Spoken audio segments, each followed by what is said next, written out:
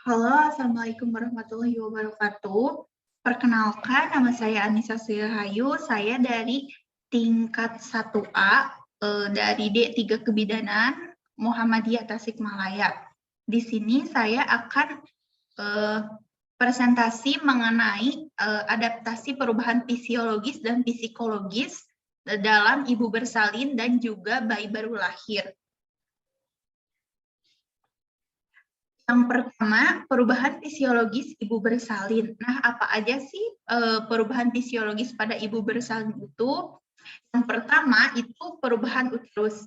Perubahan uterus terjadi karena adanya kontraksi yang terus-menerus dan menyebar dari pundus sampai ke bawah abdomen. Terus yang kedua ada perubahan ligamen.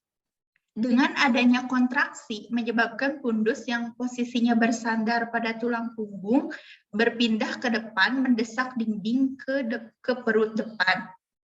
Terus yang ketiga ada perubahan serviks. Nah, perubahan serviks ini terjadi pelebaran di kanalisi cervicalis menjadi satu lubang besar sehingga dapat dilalui oleh si bayi. Terus ada perubahan sistem urinaria. Ibu ingin sering kencing karena kandung kemih tertekan oleh kepala janin pada saat persalinan. Nah, di sini juga terjadi poliuri karena peningkatan kardiak akibat peningkatan glomerulus dan peningkatan aliran plasma ginjal. Terus ada perubahan vagina dan juga dasar panggul. Nah, perubahan ini ditimbulkan oleh bagian depan bayi menjadi saluran dengan dinding yang tipis. Saat kepala sampai di pulpa, dari luar peregangan oleh bagian depan nampak pada perineum yang menonjol dan menjadi tipis, sedangkan anus menjadi terbuka. Terus ada perubahan sistem kardiovaskuler. Nah, tekanan darah meningkat selama kontraksi. Kenaikan sistol 15 sampai dengan 20 mmHg. Kenaikan diastol 5 sampai 10 mmHg. Jadi pada saat persalinan tekanan darah pada si ibu itu meningkat. Terus ada perubahan sistem respirasi atau sistem pernapasan. Nah, pernapasan sedikit meningkat karena kontraksi uterus dan diafragma tertekan janin. Terus ada perubahan gastrointestinal. Motilisasi lambung dan absorpsi makanan padat berkurang selama proses persalinan dengan berkurangnya getah lambung. Nah, jadi menyebabkan aktivitas pencernaan berhenti. Ada juga perubahan hemoglobin. Nah, perubahan hemoglobin meningkat selama persalinan dan kembali pada hari pertama pasca persalinan. Terjadi pada awal kelas 1 dan mencapai ukuran maksimal pada pembukaan lengkap. Terus ada perubahan fisiologis skala 2. Yang pertama, serviks. Serviks akan mengalami pembukaan yang biasanya didahului oleh serviks, yaitu pembendekaan dari kanalis cervicalis yang semula berupa sebuah saluran yang panjangnya 1-2 cm. Terus yang kedua ada perubahan uterus. Pada saat his, uterus akan teraba sangat keras karena seluruh ototnya berkontraksi. Terus yang ketiga ada perubahan pada vagina. Jadi setelah ketuban pecah, waktu kepala sampai di pulpa, lumbang pulpa menghadap ke depan atas. Terus ada juga perubahan pergeseran organ dalam panggul. Tekanan pada otot dasar panggul oleh kepala janin akan menyebabkan pasien ingin ikut meneran, serta diikuti dengan perineum yang menonjol dan melebar dengan anus membuka. Terus ada perubahan pada sistem kardiovaskuler. Nah, perubahan pada sistem kardiovaskuler menurunkan aliran darah menuju uterus, sehingga jumlah darah dalam sirkulasi si ibu meningkat. Terus ada juga perubahan respirasi atau pernapasan. Pada selama proses persalinan, membersihkan paru-paru janin dari cairan yang berlebihan.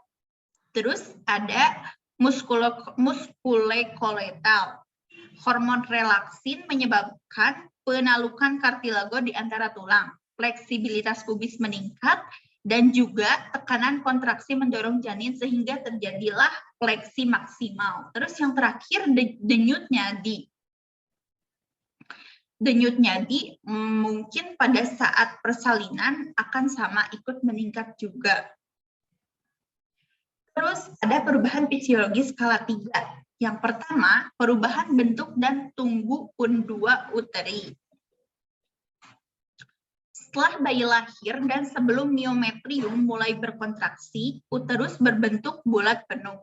Dan tinggi pundus biasanya terletak di bawah pusat.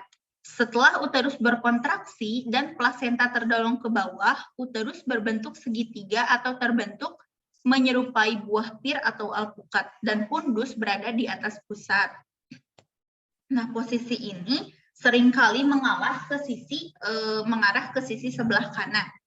Terus yang kedua, tali pusat pemanjang. Tali pusat terlihat menjalur keluar melalui vagina. Terus ada perubahan semburan darah mendadak dan singkat. Darah yang terkumpul di belakang plasenta akan membantu mendorong plasenta keluar dan dibantu oleh gaya gravitasi. Apabila kumpulan darah dalam ruang di antara dinding uterus dan permukaan dalam plasenta melebihi kapasitas tampungnya, maka darah akan tersembur dari tepi plasenta yang terlepas.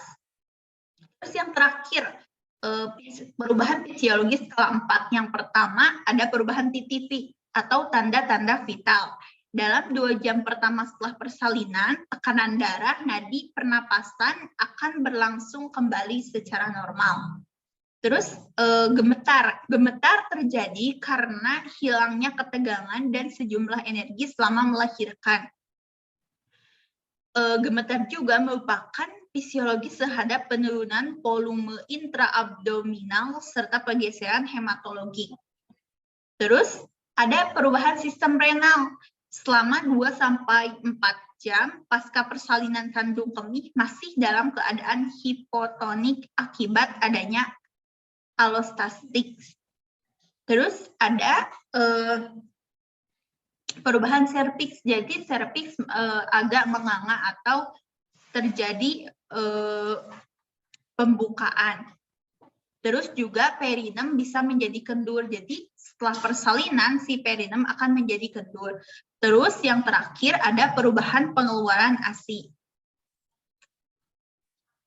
Dengan menurunnya hormon progesteron dan hormon estrogen, setelah plasenta lahir, prolaktin dapat berfungsi membentuk ASI dan juga mengeluarkannya ke dalam alveoli, bahkan sampai ke duktus kelenjar ASI.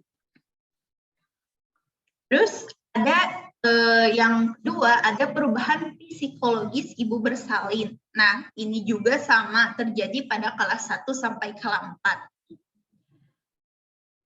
Yang pertama, ke perubahan psikologis kelas 1. Perasaan tidak enak, terus takut dan ragu akan persalinan. Sering memikirkan apakah persalinan berjalan normal, menganggap persalinan sebagai percobaan, dan apakah bayinya normal atau tidak ya. Terus yang terakhir, biasanya ibu lebih sering merasa cemas akan proses melahirkannya. Terus yang kedua ada perubahan fisiologi skala 2. Yang pertama ada emotional distress. Terus yang kedua ada nyeri menurunkan, mengendalikan emosi dan cepat marah. Jadi pada ibu bersalin itu lebih sensitif dan mudah untuk marah. Terus merasa lemah dan merasa takut. Takut akan kehamilannya akan terjadi bagaimana. Dan takut akan yang dihadapi setelah persalinan seperti apa. Terus yang terakhir ada perubahan psikologis skala 3 dan 4. Nah, yang pertama ada bahagia. Karena saat-saat yang telah lama ditunggu akhirnya datang juga, yaitu kelahiran bayi, dan ia merasa bahagia karena sudah menjadi wanita yang sempurna dan juga bahagia bisa melihat anaknya. Terus yang kedua ada perasaan cemas dan takut. Cemas dan takut akan dirinya saat persalinan. Cemas dan takut akan pengalaman yang sebelumnya yang lalu, yang sudah dilaluinya, dan takut tidak bisa memenuhi kebutuhan anaknya. Terus ada transisi pernapasan bayi. Pada saat di dalam rahim, bayi bernapas dengan cara meminum sedikit cairan ketuban, kemudian ke dalam tubuh, dan dikeluarkan oleh tubuh melalui plasenta dan tali pusat, serta akan dibantu pembuangannya melalui feses. Jadi pada saat bayi di dalam kandungan, bayi bernapas dengan sedikit meminum cairan ketuban. Dan saat lahir ke dunia, bayi mampu memfungsikan organ-organ dan parunya dengan baik. Jadi setelah lahir ke dunia, si bayi sudah bisa bernapas secara normal. Mungkin dicukupkan sekian presentasi dari saya. Mohon maaf apabila ada kesalahan. Wassalamualaikum warahmatullahi wabarakatuh.